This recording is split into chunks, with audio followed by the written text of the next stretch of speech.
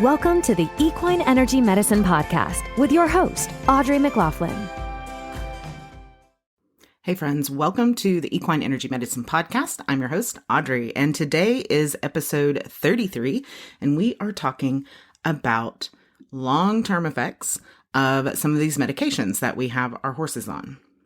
Now, I want to start this episode off saying that I am not against conventional veterinary medicine. I think it is necessary and important and valuable, and it's always good to have a good vet on your side. But we do have to recognize the limitations of medicine. And I mean limitations of medicine, not just of like actual medication, but also of medicine in general. And, we'll take a good look at the limitations of natural healing tools as well. Because of how common it is, I want to focus on omeprazole or Prilosec, which is a proton pump inhibitor used to treat ulcers in horses. And what I want you to know about omeprazole and other drugs that are similar in its class are that it is not advisable to take those things long term because they have major consequences. Another thing we see often in the equine world is taking proton pump inhibitors for ulcers for a short period of time and then having recurring ulcers and having to continually go back to that. On the flip side of a long-term medication use is using a long-term natural remedy. Now, using a long-term natural remedy has its benefits because often you're using an herb or a substance that has side benefits rather than side effects. But whether you're using a medication to treat it or a natural remedy to treat it, if that's your only angle at getting the problem, if that's your only way that you are attacking the issue, then you are missing the opportunity to heal this at the root cause and never have your horse experience it again. I don't want to digress too much, but we will talk more about finding the root cause and the things that you need to look at to find the root cause for what is causing any long-term chronic health condition for your horse. What's interesting about omeprazole and proton pump inhibitors in equine versus humans is that in humans, they are often given for just general upset stomach, acid reflux, all of those things, and that is an off-label use for those medications. The on-label use, the appropriate indication for omeprazole is for erosive esophagitis, gastric ulcers, stress ulcer prevention only in high-risk critically ill patients. So you could say effectively that for most horses, particularly if they've been scoped and we know that they have ulcers, that omeprazole is an appropriate mode of action. Where we get twisted and sideways is that we continue them on this medication without changing course, without addressing those root cause issues. So we either continue them on the medication long term, or we have to do recurrent treatments because the ulcers or ulcer symptoms recur. That's what I refer to as just putting a Band-Aid over the symptoms. So when we're looking at something like omeprazole, proton pump inhibitor, which omeprazole is generic for Prilosec, you have to know that that is using that medication long-term is a root cause for chronic health conditions in horses, okay? Using proton pump inhibitors long-term is a root cause for long-term chronic health conditions in horses. So is using natural remedies long-term without addressing the root cause, right? The method of action of a proton pump inhibitor is exactly what it says. It inhibits the body's ability to utilize or to produce strong stomach acid. Now, you might be thinking, well, duh, Audrey, that's what we're trying to do. And you're right. It is for that short-term impact. While we're healing the actual ulcers, we do have to reduce stomach acid or create a mucus and coat the stomach in some way or both. Now, we know that long-term reducing the stomach acids or inhibiting the body from producing stomach acids, trying to change the pH of the digestive tract, has long-term negative impacts. Without that strong stomach acid, it is not possible for your horse to digest and process food and absorb the nutrients. It's just not possible. And the same is for humans, but the same is for if they have ulcers too. So kind of, that leaves us with, what do? What we cannot do is continue to change the pH and the acid, the stomach acid of the horse, okay? When we do that, the stomach acid is unable to break down proteins, carbohydrates, and fats, proteins particularly dissolving them into smaller amino acid chains, and moving that bolus of food through the stomach on into the small and large intestines.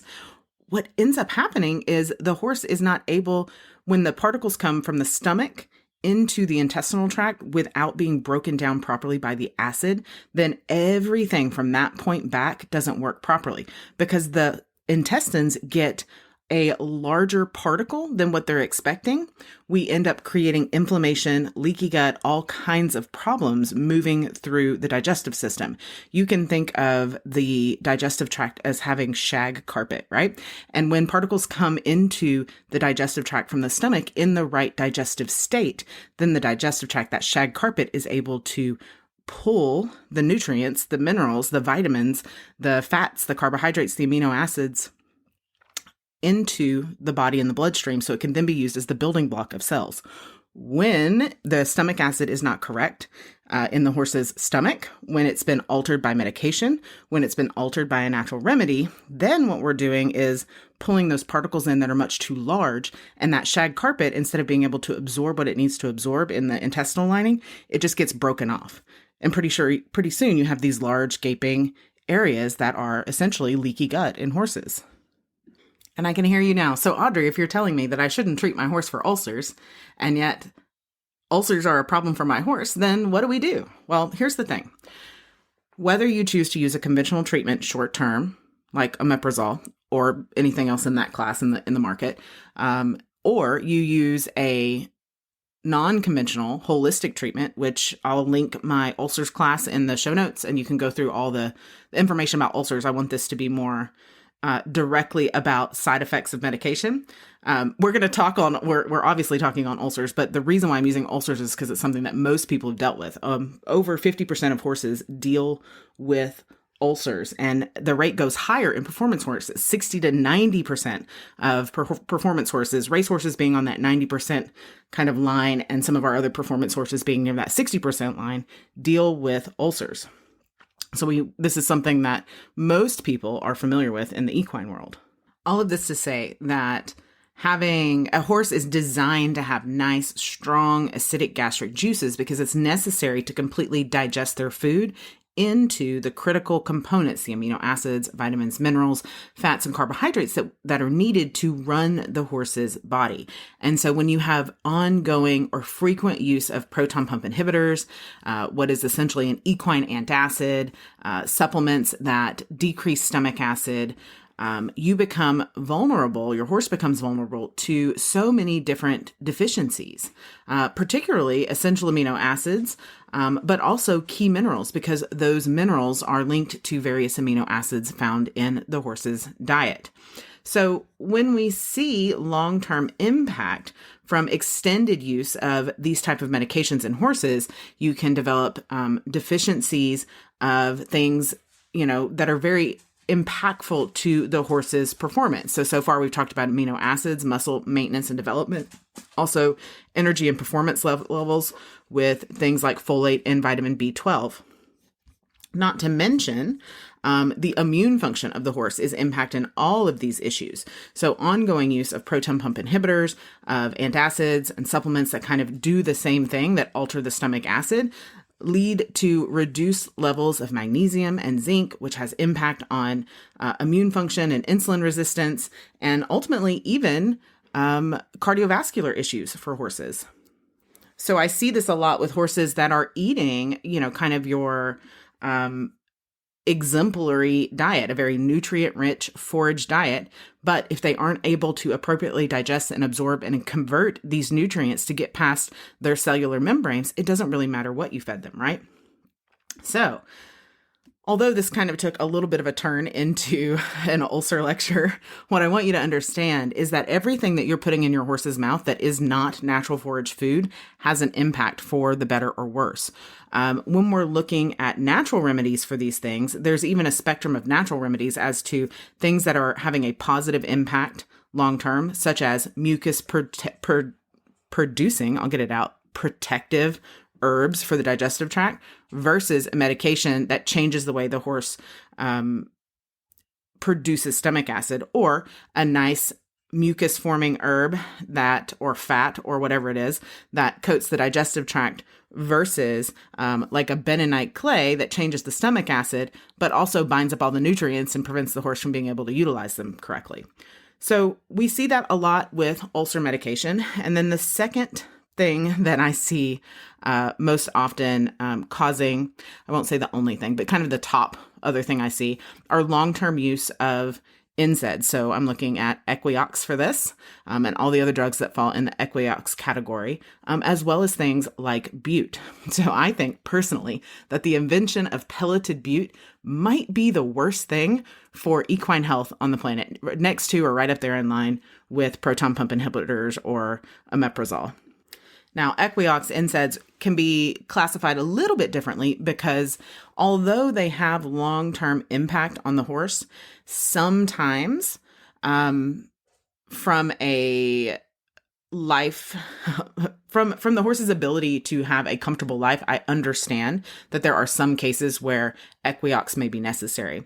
What I always recommend to people is if you are giving your horse a daily medication and you don't have them on the most optimal diet, then my recommendation is always to address those root causes before changing their medication. Address those root causes. Those root causes tend to be lifestyle. So we're looking at things like stress, nutrition. So we're looking at all those things in their diet that are contributing to the negative health outcome versus contributing to a positive health outcome.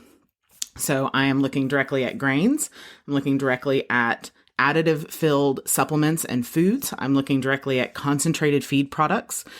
So if you buy your feed in a bag and it is senior feed or performance feed or any of those things, we need to get rid of that as that's one of the root causes of long-term chronic health conditions in horses. You also need to look at stress levels, right? And that kind of falls under lifestyle. And then once you make these kind of changes for your horse, and these aren't fast, right? You want to wean horses off of stuff. You have to be careful with their digestive tract. You want to change their diet, their lifestyle, and their supplements. And then what we're doing when we do that is we're clearing the muddy water. So think of it like having a cup of water put a spoonful of dirt in it and shake it up. The dirt is the inflammation in your horse, right? And so as you get rid of all of these inflammatory things that you're adding on a daily basis, that dirt starts to settle to the bottom, right? And eventually it goes away, but it starts to settle to the bottom. And then once that dirt is clear, we can see what actual problems the horse has and address those from the root cause perspective as well.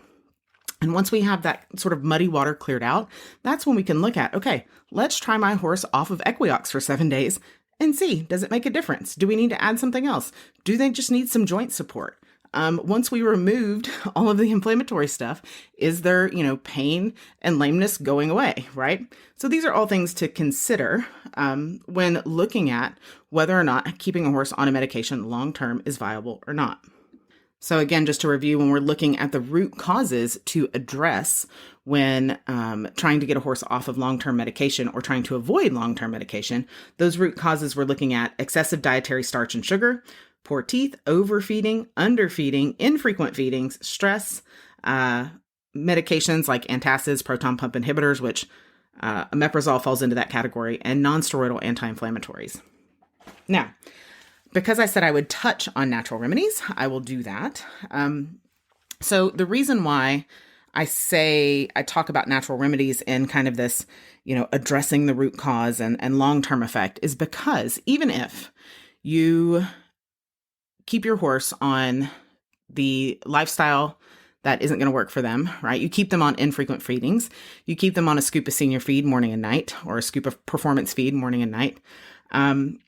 And you say, but I'm treating their ulcers or their digestive upset with your ulcer recipe. And, awesome, right? You're keeping that extra level of toxicity, aluminum and heavy metal toxicity out of their body. You are doing some good in that manner. But when we step back and we look at that long-term view, you are preventing some side effects by using a natural remedy. But if you leave those root causes unaddressed, then you're still going to have that inflammation from nose to tail. You're still going to have that body-wide issue that may show up in different areas.